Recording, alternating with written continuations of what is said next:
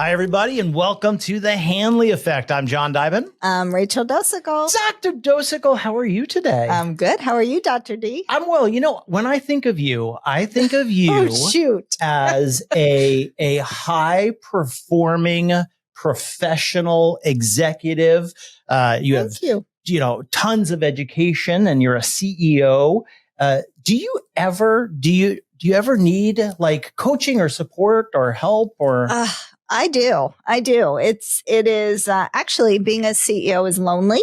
There is not there aren't that many people that I can turn to and bounce ideas off of. You, of course, are one of those people as our Chief Clinical and Research Officer. Appreciate you. I'm honored. Well, our guest today, we've got a cool guest. I'm very excited. He is an author. He's a speaker. And he's a very life coach, accomplished, a master life coach. And I don't know if, I was introduced to positive psychology years ago.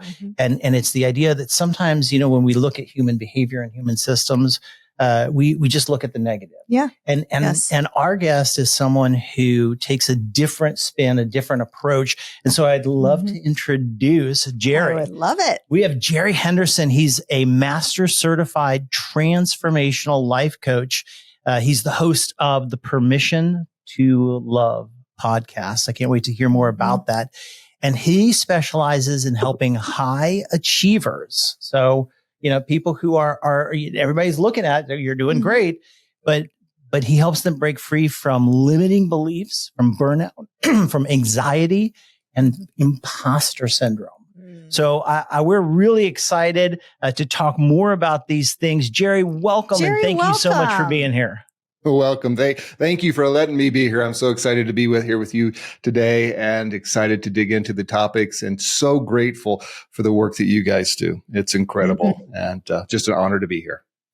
And for anybody who is listening but not watching, because some people listen and some people watch, Jerry has a picture of an elephant. and so the joke has been made that that's the elephant in the room. Yes, it is not one of us. It is an actual elephant in the room. Yes, Jerry, there is. And I like to keep it here. And my coaching clients often ask me, hey, is there something you're trying to tell me, coach? There's the elephant in the room we need to address today. I'm like, yep, there's some stuff we got to talk about. The answer's always yes. That's so funny. I if you don't mind, I'd like to just ask, this imposter syndrome piece, that is a topic that women CEOs talk about a lot. And I am just wondering, tell us a little bit about you and who you coach. Do you coach men? Do you coach women? And, when are you seeing different challenges, depending on the gender of the leader, or is it really the same in aggregate?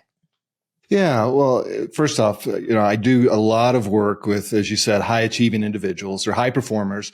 And I like to say part of the work that I do is to help them create a life that feels as good on the inside as it looks on the outside.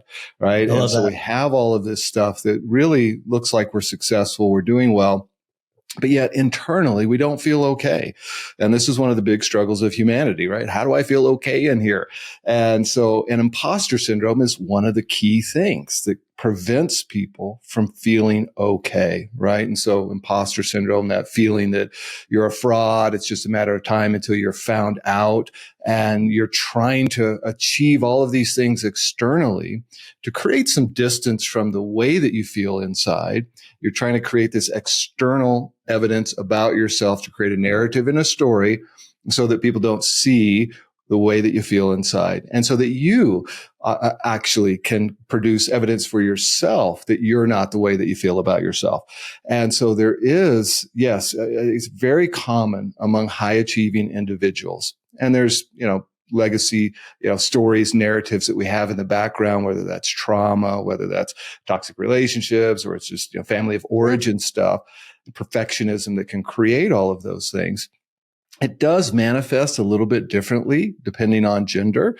Some of the original research around imposter syndrome was around high performing, high achieving women and the way that they felt, no matter how much they accomplished, it never felt like enough. always felt like they were just waiting to be found out. Men, it does show up in different ways. It becomes a little bit more external. Aggression can show up at times. Addictions can show up at times. It's a little bit more prominent, sometimes in men in terms of the outward expression of it. And so, yeah, but it's a very common thing among people who are in that space that you talked about, CEO, the lonely journey. If people only knew me, maybe they would reject me. And so I keep trying to stack these achievements in order to hope that in some ways, and many of the clients I work with, we come to this space where it's like, I was hoping that the achievements and the success would make me the person that I wanted to be, that would, somehow manifest me into a person that I feel okay about. But we just know that doesn't happen because those things aren't designed to do that. That's right. Yeah. That's right. So what got you? Tell us a little bit about, I'm really curious about your journey and how you got to this very specific type of work that you do. Yeah. Comes from my own story, like many of us, right? We get involved in meaningful work because of the journey that we've been on. So I'm a kid who grew up in some pretty, intense childhood trauma, and whether it was physical abuse, sexual abuse, verbal, all of it, right? And I grew up in U.S. poverty, went to 17 different schools growing up because my family was always trying to move around to find jobs, and was on the welfare system. And so I adopted this narrative about myself that there was something wrong with me. I love the work of Gabor Mate, who says, trauma is not what happens to us, but what happens in us. And we make decisions from the meaning that we assign to what's happened. And we can make meaning about life, that life's not fair. We can make meaning about and decisions about people, that they can't be trusted, that people are bad or whatever. Or we can make one of the most important decisions. We make a decision about ourselves, and we can make the decision, there's something wrong with me. And that's the decision that I made as a young person, as a little kid, and subconsciously, right? I'm not making that decision consciously at that age. And so that decision and that feeling that there was something wrong with me brought what we would call shame into my life, right? Guilt being I did something wrong, shame being I am something wrong.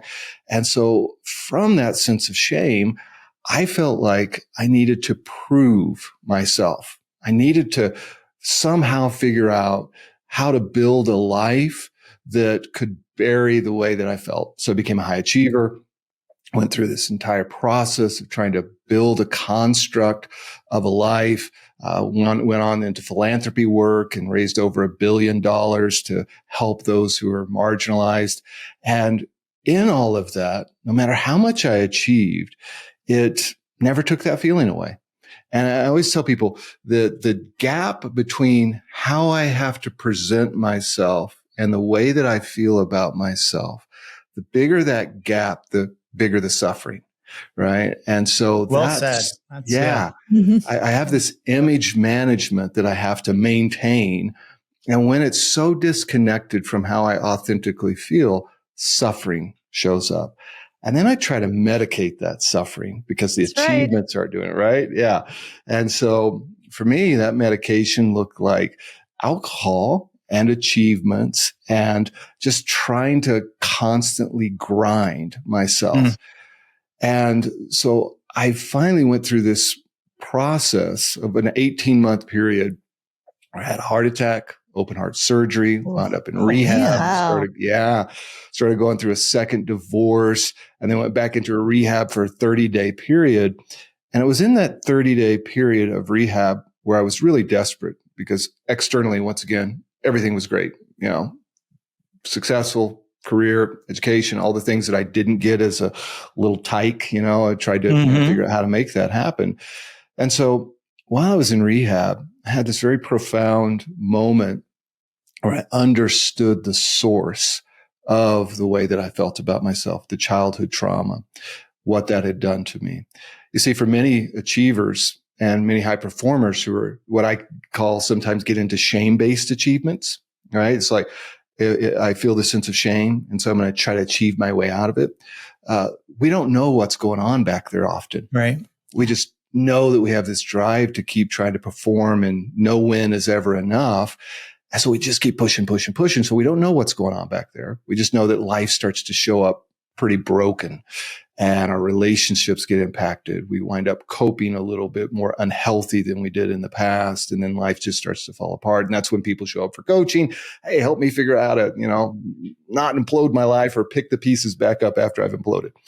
And so for me, when I had that moment of understanding that my, journey of trying to manage my drinking, manage all this stuff was the wrong approach for me, I switched my question to not how can I manage my drinking, but what is my drinking trying to help me manage? What's the sources of shame? What's going on back there? And when I began to heal that and get healthy in that space and give myself permission to love myself, that whole story and narrative began to change. And then from that, I got into, people calling me, how'd you do it? What was the journey like? And then started coaching people and decided this is something I'm going to give myself to full time. So long story, but that's how I showed up to where that I'm is so today. beautiful. Thank you for sharing that. Yeah, absolutely. I'm curious, the clients who come to you, Yeah. Mm-hmm. It really sounds like, you got in and started to deal with your addiction, your drinking as part of a bigger whole. How many folks do you typically see for coaching who haven't yet realized that paradigm shift that you're talking about? And I love how you said that, about, what is my drinking helping me manage versus, what is it that I'm trying to manage, that's causing the drinking? Yeah. And the drinking's a symptom, right, of something that I'm trying to, deal with internally. For me, I often say that, my drinking, the reason I drank was so that I could tolerate my own presence at that point. I could shut the voices off about the way I felt about myself. And when people show up for coaching, as I alluded to, it's often because of symptoms. It's because of, and sometimes, hey, I just want to figure out how to be a better high achiever, a better high performer. I want to figure out how to do these things. Perfect. We can go down that path.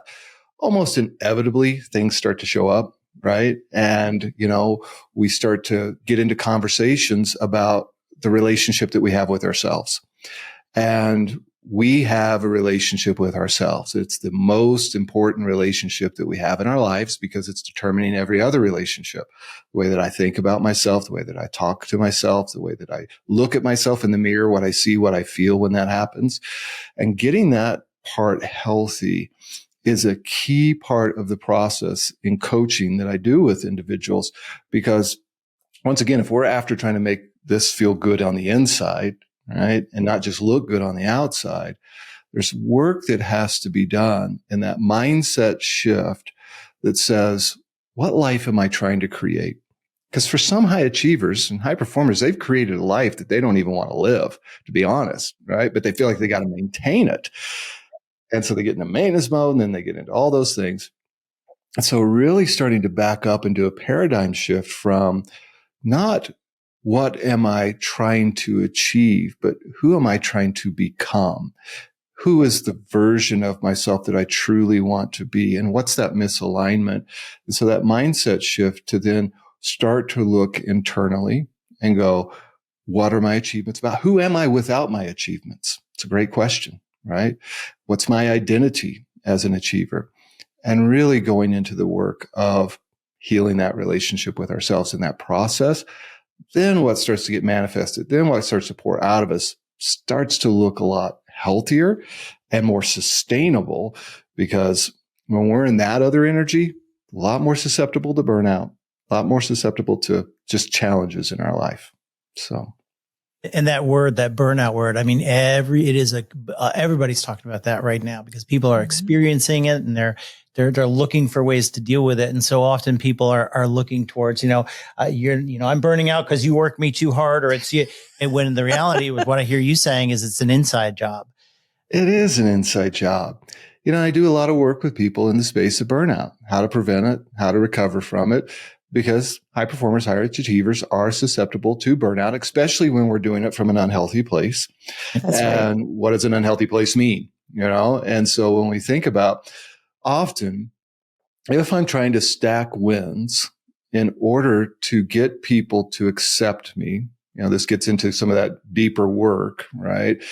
And because burnout's not about the workload, it's about the energy which in I do the work. Yeah, that's right. Right. Yeah. Right. And so if I'm doing it from a place of trying to prove myself or to get acceptance, it's like asking the question, why did I say yes for the 5th time to something that I know I don't have capacity for? Right. Yeah. Like get curious. I think 90% of people listening just went, ooh. Yeah. I just went, ooh. Yeah. Uh-huh. Yeah. And getting curious about it, right? Curiosity is one of the greatest energies that we can switch to, away from shame, away from I should do this or I should not do that. Yeah, judgment. Because curiosity opens us up to ourselves, right? And all of a sudden we go, oh, I can start to lovingly ask questions of myself. Why do I say yes to things that I know I should have said no to or could have said no to? And then I start to go, well, is it because I'm fearful of my job? That's a really valid point, right? Mm-hmm. Maybe I'm in a toxic, unhealthy culture. And if I don't say yes, then I'm absolutely going to be at risk of my job. Maybe that's an investigation or moment of curiosity of, do I want to continue to maintain this or do I want to look for something else? But often it does come down to that internal job. Why am I doing it? What's the energy? And when I'm in that energy, I am a lot more likely to burn out because it's not sustainable. I like to talk about when we're in life-giving type of, work, we almost become a self-charging battery in here and internally. Of course, we still have to monitor our, physical, sustainable amount of energy that we can give because it's finite, but yet there's a self-charging. But when it gets into this energy about trying to achieve, to prove ourselves, to stack wins so that people will accept us. And here's the hidden sauce about this. We're often not trying to get other people to accept us. We're hoping that if we get enough evidence of other people's acceptance, it'll give us permission to accept ourselves. Accept ourselves. Yeah. And then, so we have a program called Headwaters. It is a program for individuals of great responsibility. Why don't I put it that way?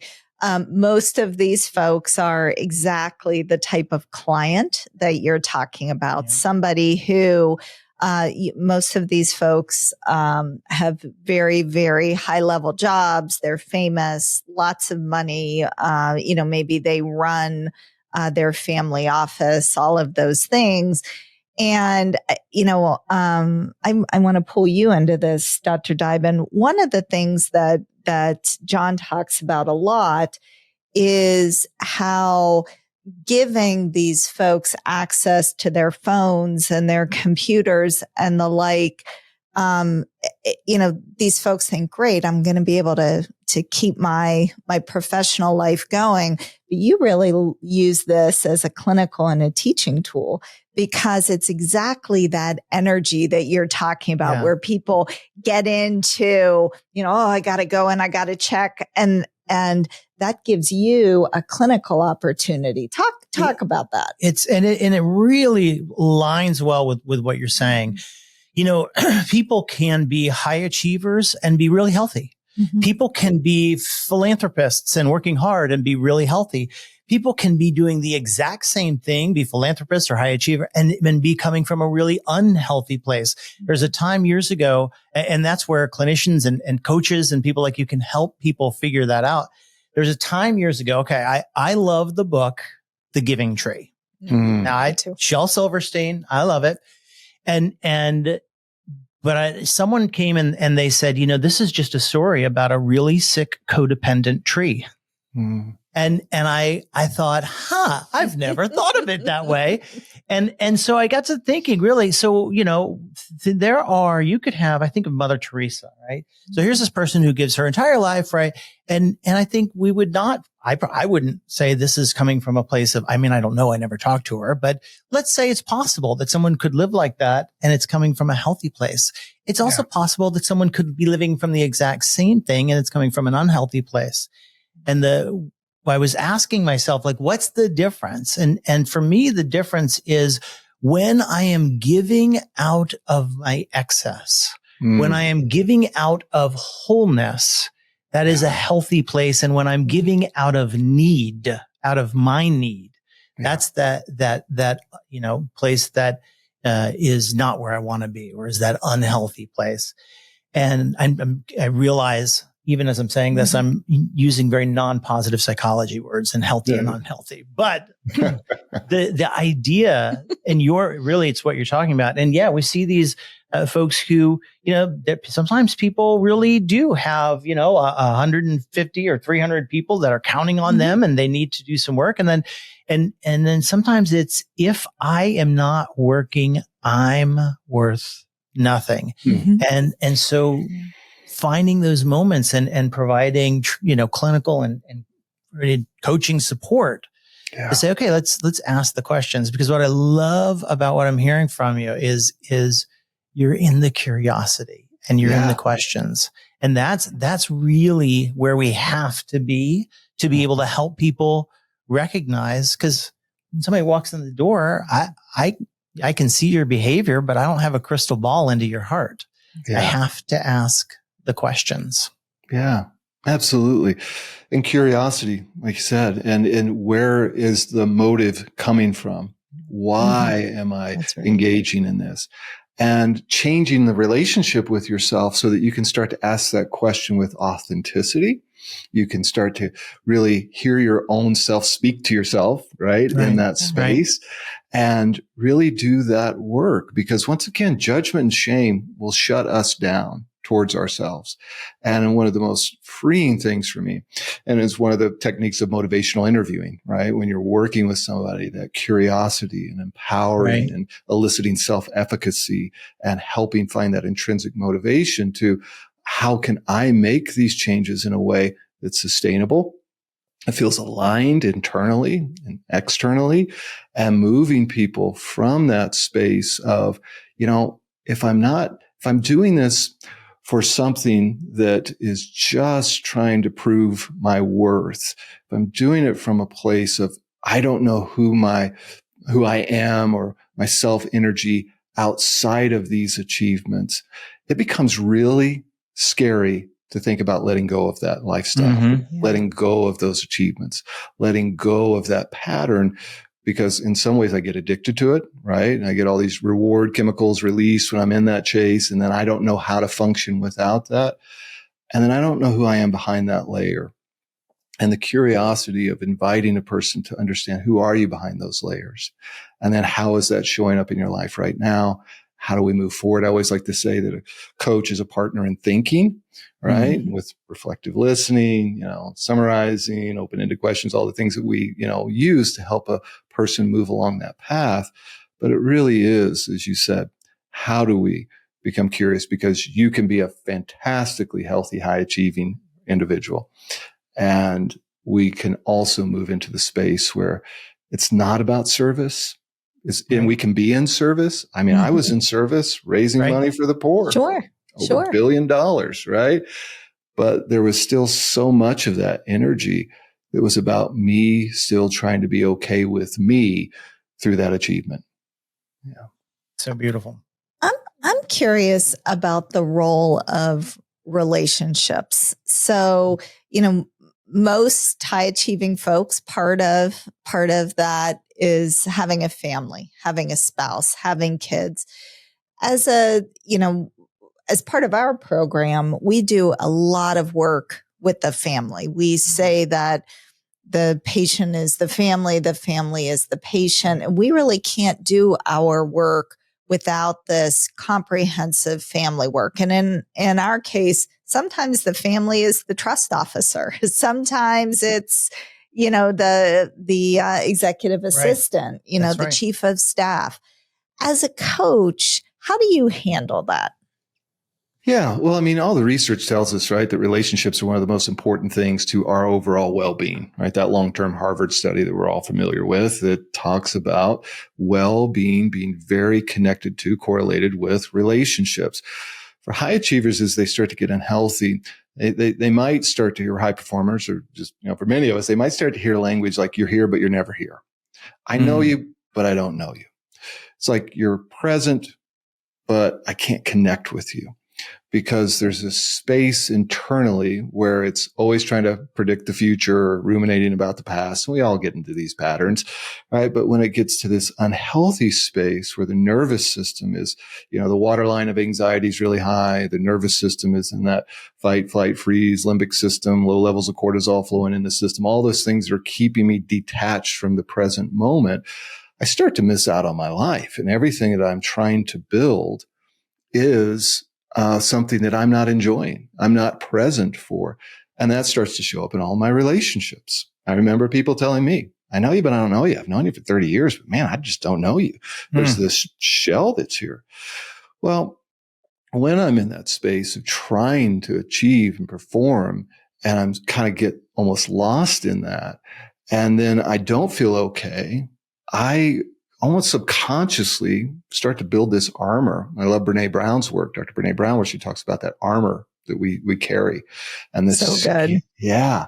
And how scary it is to allow anybody to penetrate that. And so for people, when they're in that space, their greatest relationships start to suffer. Happened for me. I went through 2 divorces, and I'm like, how in the heck did that happen as a guy who thought marriage was beautiful and sacred and, and because I was never present, and I was always. But you were there, but you weren't there. Yeah, absolutely. And I told myself a story that said, well, I'm home. So, at least I'm here. Right. That's and right. It's like, yeah, but you're not here. And the emotional connection, the ability to have vulnerability, scary, right? Because I can have transparency without vulnerability, right? I can give you absolutely. Because vulnerability has to have a sense of it's costing me something, right? In some states. Yeah. Not just facts. It's more than facts. Exactly. Yeah. And there's a risk associated with it. And there's something scary. And that can be very scary for individuals who are trying to create a gap between the way they feel about themselves and what they're projecting. And so that always comes up in some way in coaching, is how it starts to affect the relationships and start to build strategies around how they can show up more present. Practices of mindfulness, practices of being able to be vulnerable in little ways that feel safe, just metering it out. I always like to micro step this stuff, so that the nervous system doesn't feel overwhelmed and you start to shut down and withdraw again. And put that armor back up. Yes. And put the armor back up. Yeah. And so, it is such important work because we don't live life in isolation. No. Well, I would love to keep going all day. Yeah, me too. But it is my job. I'm the guy who has to say that we're coming towards our end. Yeah. And I, first of all, thank you so much for this, for your time. Also, Amazing. if people want to find you, they want to find out more about you, what's the best thing for them to do? Absolutely. Easiest, jerryhenderson.org. You can find out everything there for me. If you're interested in connecting, there's all kinds of information there. You can also find out about the podcast, everything that's right there. I love it. So we like to take our last minute and give it to our guests. And so we have, the audience is wildly varied. There are therapists and non-clinical people and people in recovery and people who have no idea about recovery. It's a wild group of people. And so I just want to invite you to think about this, the people that are listening or watching today. And what is one thing that you would want, one message that you would want to give our audience today? Yeah, I would give them the message, and this is the message that transformed my life. And I have always ended my podcast episodes with this, and it lands differently with every person, but you are worthy of your own love and your own compassion, and that you're worthy of a life. And that word worthy hangs people up, but you are worthy of a life that feels as good on the inside as it looks on the outside. And you have the capacity and the ability to build that. It's just about giving yourself the permission to do it. We're looking for permission from everybody else, but we're the ones who can give ourselves the permission to move towards that life. Love it. I know we're not in church. I just want to say amen. Really I couldn't agree more. It's such a beautiful thing. Jerry, again, thank you so much for being here. Yeah. Really appreciate it. And thanks to the elephant for hanging in there with us. That's right. The elephant in the room. Yeah. Dr. D, lovely as always. Dr. D, thank you. And thanks to everybody who's listening or watching. We'll see you next time on The Hanley Effect. Thank you for joining us for the Hanley Effect. To learn more about our programs, visit hanleyfoundation.org or call 844-502-4673.